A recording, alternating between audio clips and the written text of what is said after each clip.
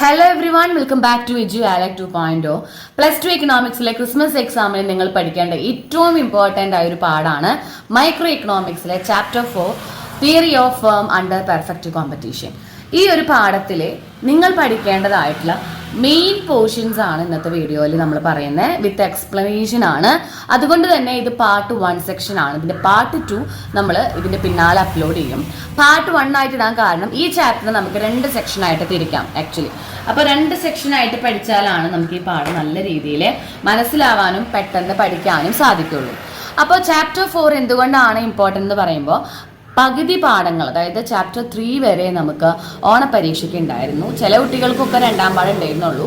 അപ്പോൾ ഈ 4th chapter പഠിച്ചു കഴിഞ്ഞ ശേഷം നിങ്ങൾ ഫസ്റ്റത്തെ 3 പാഠങ്ങൾ പഠിച്ചാൽ മതിയാവും. ഓക്കെ. അപ്പോൾ ആദ്യമായിട്ടാണ് നമ്മുടെ ചാനൽ കാണുന്നത് എങ്കിൽ ലൈക്ക് ചെയ്യുക, ഷെയർ ചെയ്യുക, നിങ്ങളുടെ ഫ്രണ്ട്സിനൊക്കെ ഒന്ന് അയച്ചു കൊടുക്കുക, മാക്സിമം സപ്പോർട്ട് ചെയ്യുക. അപ്പോൾ നമുക്ക് ഡയറക്റ്റ് ആയിട്ട് നമ്മുടെ ചാപ്റ്ററിലേക്ക് കിടക്കാം. നമ്മുടെ 4ാമത്തെ പാഠം എന്ന് പറയുന്നത് പെർഫെക്റ്റ് കോമ്പറ്റീഷൻ എന്ന് പറഞ്ഞ ഒരു മാർക്കറ്റിംഗ് കണ്ടീഷനെ കുറിച്ചിട്ടാണ് സംസാരിക്കുന്നത്. അതായത് പെർഫെക്റ്റ് കോമ്പറ്റീഷൻ എന്ന് പറഞ്ഞ മാർക്കറ്റും ആ മാർക്കറ്റുമായി നമുക്ക് അറിയേണ്ട കുറച്ച് കാര്യങ്ങൾ. ഇതിൽ നമുക്ക് 2 പാർട്ടായിട്ട് ഡിവൈഡ് ചെയ്യാൻ പറ്റും. 2 പാർട്ടായിട്ട് ഡിവൈഡ് ചെയ്യാം. The first one is perfect competition. അതായത് ആ മാർക്കറ്റിനെ കുറിച്ചിട്ട് തന്നെയാണ് ഫസ്റ്റത്തെ പാർട്ട്. അപ്പോൾ ഈ മാർക്കറ്റുമായി ബന്ധപ്പെട്ട എല്ലാ കാര്യമാണ് ഇന്നത്തെ വീഡിയോ. 2ാമത്തെ പാർട്ട് എന്ന് പറയുന്നത് സപ്ലൈ ആണ്. അപ്പോൾ സപ്ലൈയും സപ്ലൈ കർവുകൾ, market supply, elasticity of supply എന്നൊക്കെ പറഞ്ഞിട്ട് സപ്ലൈയുമായി ബന്ധപ്പെട്ട കാര്യങ്ങളാണ് നമ്മൾ പാർട്ട് 2 സെക്ഷനിൽ ചെയ്യുന്നത്. അപ്പോൾ പാർട്ട് 1 സെക്ഷൻ നമുക്കിതിൽ നോക്കാം.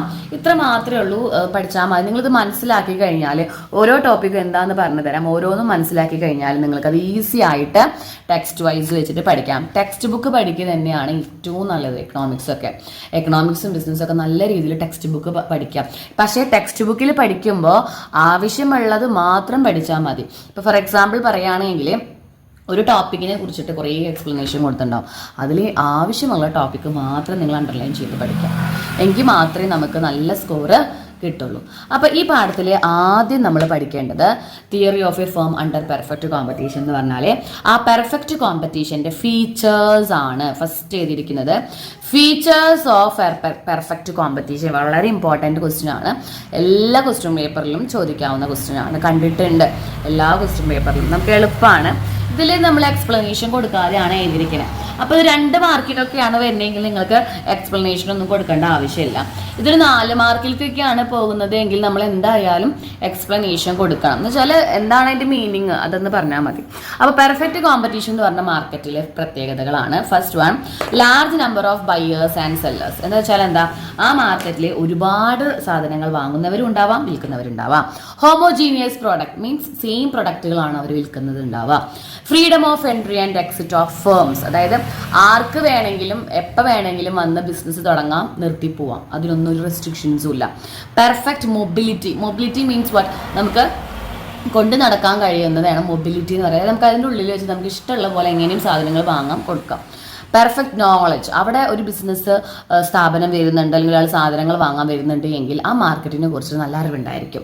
Then no intervention of government, അവിടെ ഗവൺമെൻറ്റിൻ്റെ ഇടപെടലുകളൊന്നും തന്നെ ഉണ്ടാവില്ല.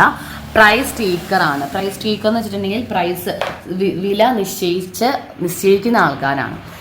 ഇതിൽ നമുക്ക് ഇനിയും നമുക്ക് ആഡ് ചെയ്യാം നോ സെല്ലിംഗ് കോസ്റ്റ് ഇല്ല. അതുപോലെ തന്നെ നോ ട്രാൻസ്പോർട്ടേഷൻ കോസ്റ്റ്, ഈ കോസ്റ്റുകളൊന്നും നമുക്ക് ഇല്ല. No transportation cost and no selling cost. ഇതൊക്കെയാണ് പെർഫെക്റ്റ് കോമ്പറ്റീഷനിലെ മെയിൻ ആയിട്ടുള്ള ഫീച്ചേഴ്സ്. ദെൻ പിന്നീട് നമ്മൾ പേജൊക്കെ മറിച്ച് കഴിഞ്ഞാൽ നമുക്ക് അവിടെ കാണാൻ സാധിക്കുക TR AR MR എന്ന് പറഞ്ഞ പ്രോബ്ലം ഒക്കെയാണ്. നമുക്ക് ഇമ്പോർട്ടൻ്റ് ആണ്. 3 മാർക്കിനൊക്കെ പ്രോബ്ലം ആയിട്ട് ചോദിക്കുകയാണ്. നമ്മൾ ഇതിൻ്റെ പ്രോബ്ലം ചെയ്യൂട്ടെ. നമ്മളൊരു പ്രോബ്ലം വീഡിയോ ചെയ്യുന്നുണ്ട് എക്സാമിന് മുന്നേ ആയിട്ട്. അപ്പോൾ അത് നമ്മൾ ചെയ്യും. TR അതായത് ടോട്ടൽ റവന്യൂ എങ്ങനെ കണ്ടുപിടിക്കാം? P into price, P into quantity, price into quantity. AR എങ്ങനെ കണ്ടുപിടിക്കുക? TR/Q. MR എങ്ങനെ കണ്ടുപിടിക്കുക? TR2 minus TR1. എന്ന് വെച്ചാൽ എന്താ, 2ാമത്തെ TRൽ നിന്ന് 1ാമത്തെ TR മൈനസ് ചെയ്യുക. 1ാമത്തെ TRൽ നിന്നല്ല 2ാമത്തിൽ നിന്ന് 1ാമത്തത് മൈനസ് ചെയ്യുക. പിന്നെ എങ്ങനെയാ, 3ാമത്തിൽ നിന്ന് 2ാമത്തെ മൈനസ് ചെയ്യുക. നമ്മളിങ്ങനെ മാർജിനൽ കാണുന്ന പോലെ. അതേപോലെ തന്നെ ഇതിൻ്റെ കർവ് ഒന്ന് അറിഞ്ഞിരിക്കുക. ഇത് TR കർവാണ്. Starting from origin straight line ആയിരിക്കും. ഇത് പ്രൈസ് ലൈൻ ആണ്. Price equal to AR equal to MR.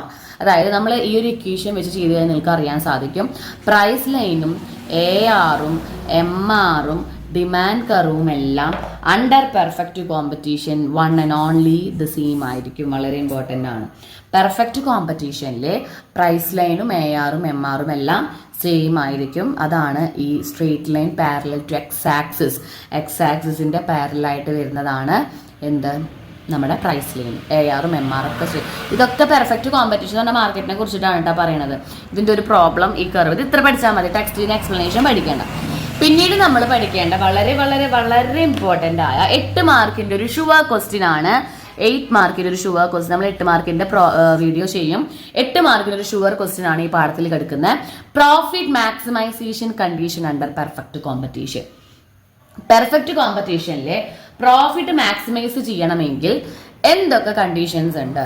ഇത് നമുക്ക് 8 മാർക്കിന് ചോദിച്ചു കഴിഞ്ഞാൽ എന്താണ് പ്രോഫിറ്റ്, എന്താണ് അതിൻ്റെ 3 കണ്ടീഷൻസ്, അതിൻ്റെ കർവുകൾ, 2 കർവുകളും വരയ്ക്കണം, short run, long run.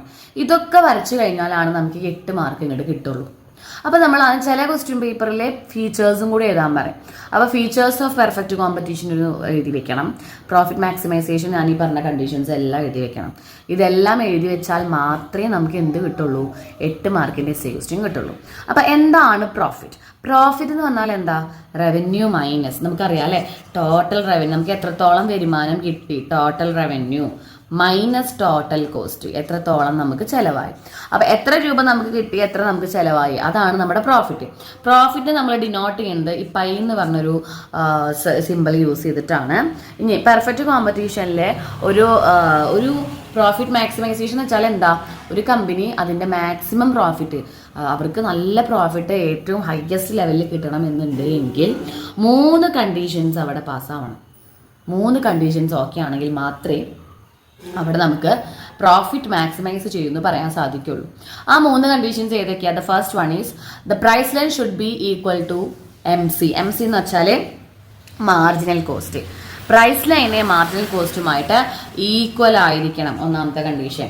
The next one SMC should increasing, അതായത് SMC കർവ് കൂടിക്കൊണ്ടിരിക്കണം, മാർജിനൽ കോസ്റ്റ് കൂടിക്കൊണ്ടേയിരിക്കണം, കുറയാൻ പാടില്ല.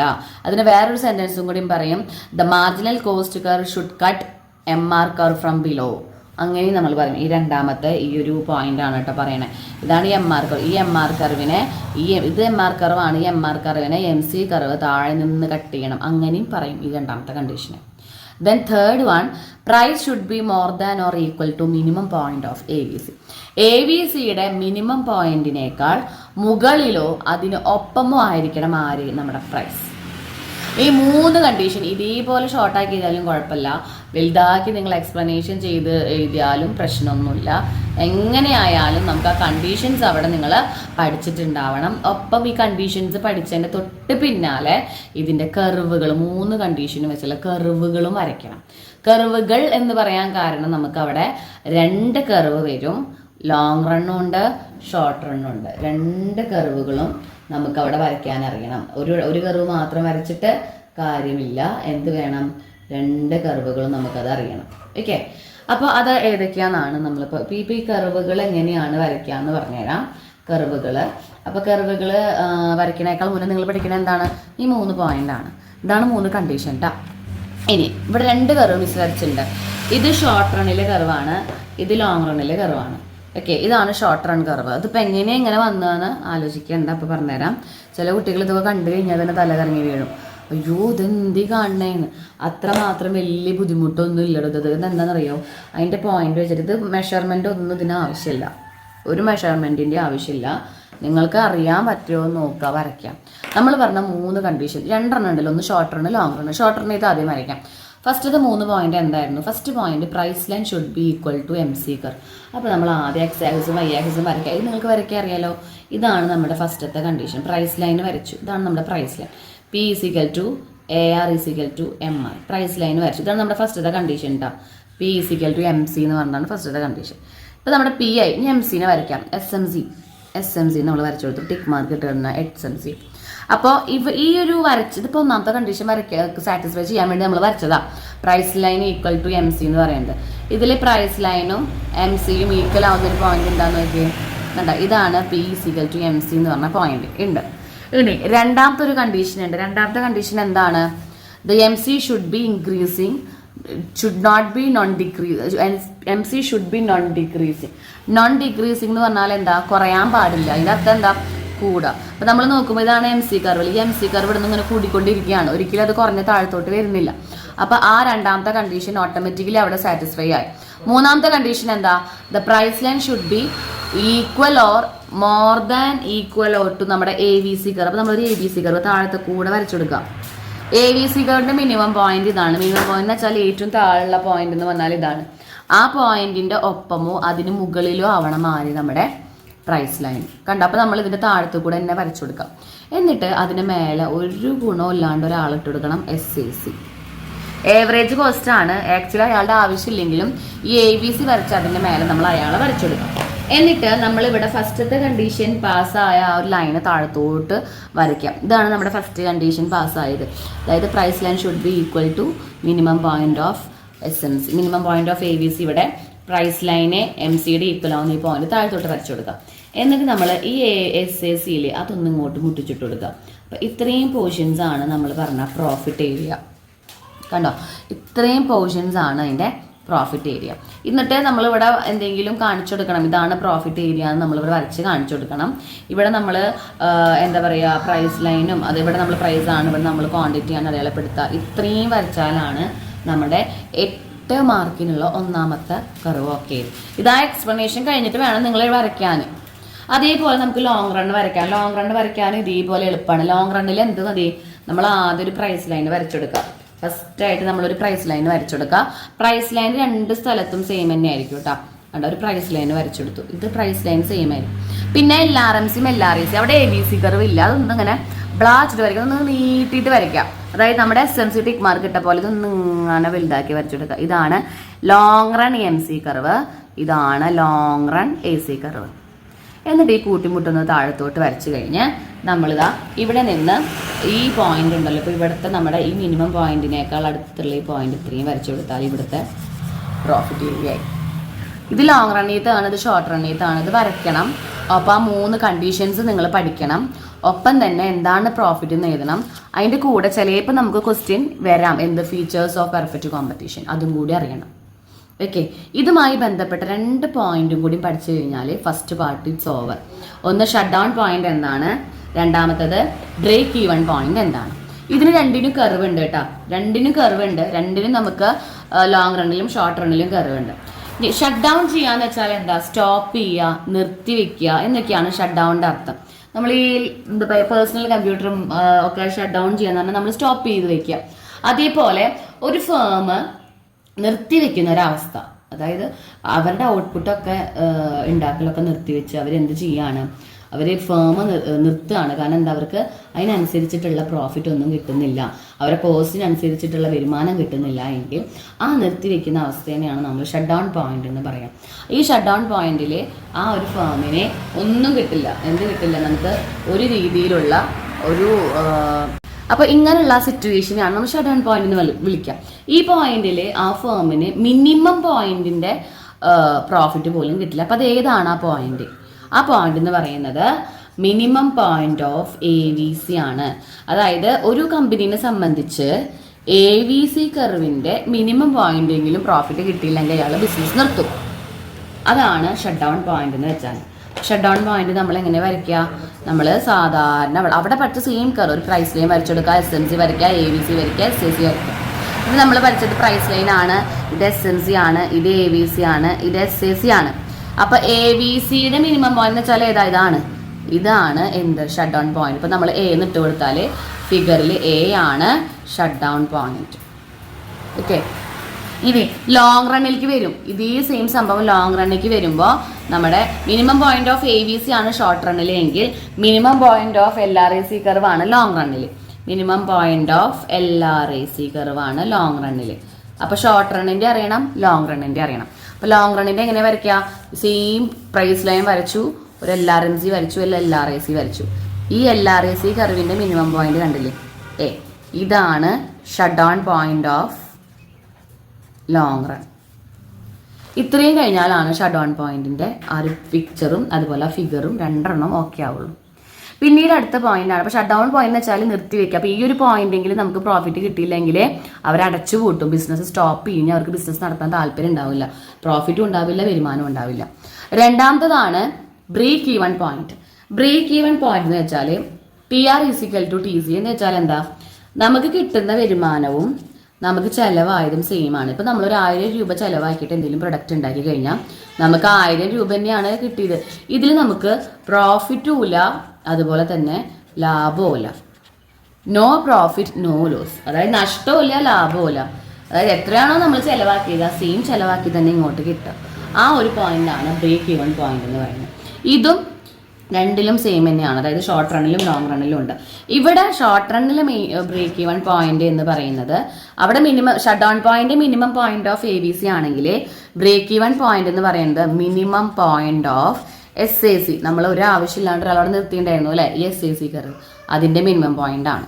പിന്നെ ലോങ് റണ്ണിൽ സെയിം ആണ് രണ്ടും. ലോങ് റണ്ണിൽ LRACയുടെ മിനിമം പോയിന്റ് തന്നെയാണ് ബ്രേക്ക് ഈവൻ പോയിന്റ്. ഓക്കെ, അപ്പോൾ ഈ ഒരു വരച്ചയിൽ ഇത് ഷട്ട് ഡൗൺ പോയിന്റ് ആണ് എങ്കിൽ ഈ SAC ഇപ്പോൾ B എന്നിട്ടുള്ളതാണ് എന്ത്, ബ്രേക്ക് ഈവൻ പോയിന്റ്. അപ്പോൾ അതുകൊണ്ട് ബ്രേക്ക് ഈവൻ പോയിന്റും ഷട്ട് ഡൗൺ പോയിന്റ് എന്താണെന്ന് അറിയണം, ചോദിക്കാറുണ്ട്, വരച്ച് വെക്കണം. നിങ്ങൾ 2-3 സെന്റൻസ് മനസ്സിലാക്കിയിട്ട് എഴുതിയാലും വരച്ച് കഴിഞ്ഞാലാണ് കൂടുതൽ മാർക്ക് നമുക്ക് കിട്ടുക. അതുകൊണ്ട് തന്നെ നിങ്ങൾ ഓരോ ഇക്കണോമിക്സിന്റെ മൈക്രോ സെക്ഷൻ പഠിക്കുമ്പോഴും അതിനോടനുബന്ധിച്ചിട്ടുള്ള അതിന്റെ കർവുകളും കൂടി ഒന്ന് കവർ ചെയ്യാം. കർവുകൾ കവർ ചെയ്യണത് വളരെ ഹെൽപ്ഫുൾ ആയിരിക്കും. ഇപ്പം എങ്ങനെയാണോ ഞാൻ വരച്ചത് അതേപോലെ നിങ്ങളും വരച്ചാൽ മതി. അല്ലാണ്ട് മെഷർമെന്റ് എടുക്കണമെന്നൊന്നും എവിടെയും ഒരു നിർബന്ധമില്ല. മെഷർമെന്റ് എടുത്ത് വരയ്ക്കുന്ന 1-2 കർവുകൾ മാത്രമല്ല, അത് നമ്മൾ 3rd ചാപ്റ്റർ പ്രൊഡക്ഷൻ ആൻഡ് കോസ്റ്റിൽ മാത്രമാണ്. അപ്പോൾ അങ്ങനത്തെ ഒരു നിർബന്ധമില്ല. ആയതുകൊണ്ട് തന്നെ നിങ്ങൾ എന്ത് ചെയ്യാം, മെഷർമെന്റ് ഇല്ലാതെ തന്നെ ഈ ഒരു ടോപ്പിക്കുകളൊക്കെ വേഗം വരച്ച് പഠിക്കാം. വരച്ച് കഴിഞ്ഞാൽ നമുക്ക് ഓട്ടോമാറ്റിക്കലി അതിൻ്റെ തിയറി നമുക്ക് കിട്ടും. അപ്പോൾ എക്കണോമിക്സിലെ മാർക്ക് കൂടാനുള്ള ഏറ്റവും നല്ല വഴിയാണ് ഈ ഒരു കർവ് വരയ്ക്കുക എന്നുള്ളത്. അപ്പോൾ shut down point, break even point, profit maximisation conditions with diagram or diagrammatically representation ഒക്കെയാണ് വരിക. പിന്നെ പ്രോഫിറ്റ് എന്താണ്, ഫീച്ചർ AR, TR, MR ഇതിൻ്റെ ഒരു പ്രോബ്ലം അറിഞ്ഞിരിക്കണം, ഇതിൻ്റെ കർവ് അറിഞ്ഞിരിക്കണം. അതേപോലെ പ്രോഫിറ്റ് പെർഫെക്റ്റ് കോമ്പറ്റീഷൻ്റെ ഫീച്ചേഴ്സ്. ഇത്രയും പഠിച്ചു കഴിഞ്ഞാൽ ഈ പാഠം 50% നിങ്ങൾ പഠിച്ചൊരു 10-12 മാർക്ക് ഇപ്പോൾ ആയി ഈ പാഠത്തിൽ നിന്ന്. ഇനി ഇതുമായി ബന്ധപ്പെട്ടതിൻ്റെ സെക്കൻഡ് പാർട്ട് നമ്മൾ അപ്ലോഡ് ചെയ്യും. അതുവരെ നിങ്ങൾ എന്ത് ചെയ്യുക, ഈ ടോപ്പിക്കുകളൊക്കെ പഠിച്ച് കവർ ചെയ്യാം. നമുക്ക് ഇക്കണോമിക്സ് എക്സാം വരുന്നത് 19-ാം തീയതിയാണ്, ലാസ്റ്റ് എക്സാം ആണ്. അതുകൊണ്ട് തന്നെ ടൈമില്ല ലാസ്റ്റ് എക്സാമിന്. സ്റ്റാറ്റിസ്റ്റിക്സ് എടുക്കാത്ത കുട്ടികളൊക്കെ ആണ് വെച്ചെങ്കിൽ അവർക്ക് എന്തുണ്ടാവും, ഫസ്റ്റ് 10-ാം തീയതി ഒന്നും പരീക്ഷ ഉണ്ടാവില്ല. പക്ഷെ അന്നൊക്കെ അവർ ബിസിനസ് സ്റ്റഡീസ് ആണ് പഠിക്കാം. പിന്നെ നമുക്ക് ലാംഗ്വേജ് ആണ് വരുന്നത്, 17, 18 ഒക്കെ ലാംഗ്വേജ് ആണ്. എന്നിട്ട് 19-ാം തീയതിയാണ് നമ്മുടെ എക്കണോമിക്സ് വരുന്നത്. 16-ാം തീയതി കമ്പ്യൂട്ടർ ആപ്ലിക്കേഷൻ ഇല്ലാത്ത കുട്ടികൾക്ക് അന്ന് പഠിക്കാം. പക്ഷെ അപ്പോഴൊക്കെ നിങ്ങൾ ലാംഗ്വേജേ പഠിക്കുള്ളൂ. ലാംഗ്വേജ് നിങ്ങൾ എങ്ങനെയും തലേദിവസമാണ് പഠിക്കുക. ആ സമയത്ത് ഒരാൾ ഇന്ന് എക്കണോമിക്സ് പഠിക്കില്ല. അതുകൊണ്ട് തന്നെ എക്കണോമിക്സ് പഠിക്കാൻ വളരെ ടൈം കുറവാണ്. അതുകൊണ്ട് അത് മാക്സിമം യൂസ് ചെയ്ത് ഇപ്പോൾ എക്കണോമിക്സ് ഒക്കെ പഠിച്ചു തുടങ്ങാം. അപ്പോൾ നിങ്ങൾക്ക് വീഡിയോ ഹെൽപ്ഫുൾ ആയെന്ന് വിചാരിക്കുന്നു. ഹെൽപ്ഫുൾ ആയെങ്കിൽ നിങ്ങൾ ഫ്രണ്ട്സിനൊക്കെ അയച്ചു കൊടുക്കുക, മാക്സിമം സപ്പോർട്ട് ചെയ്യുക. Okay, thank you.